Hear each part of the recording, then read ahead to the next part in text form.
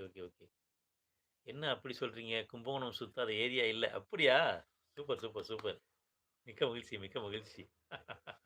இல்ல நீங்க அந்த ஏரியா ஒரு இப்ப ரொட்டீனா அந்த ஏரியாவுக்கு போயிட்டு வந்துட்டு இருப்பீங்க. 365 நாளும் அதே ஏரியாவ சுத்திட்டு இருப்பீங்க.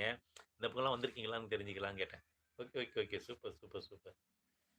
கும்பகோணம் 94 பிள்ளைகள் தீயில் கருகி இறந்தார்களே! அன்று மதியம் அங்க தான் இருந்தேன் பக்கத்துல. அப்படிங்களா? ஓ! ஆமா.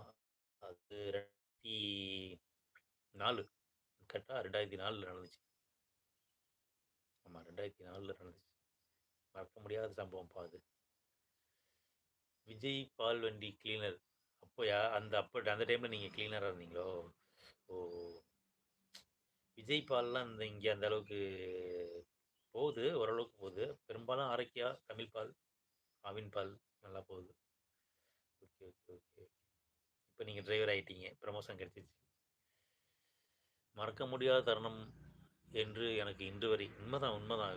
பிஞ்சு குழந்தைகள்ல அந்த டீச்சர்ஸ் பண்ணது அன்னைக்கு வெள்ளிக்கிழமை இல்லையா? வெள்ளிக்கிழமை கோயிலுக்கு போகணுங்கிறதுக்காக குழந்தைகள்லாம் உள்ள வச்சு பூட்டிட்டு போயிட்டுங்க. அந்த கேட்ட பூட்டிட்டு போயிட்டதுனால தான் அவ்வளோ விபத்து ஆயிடுச்சு.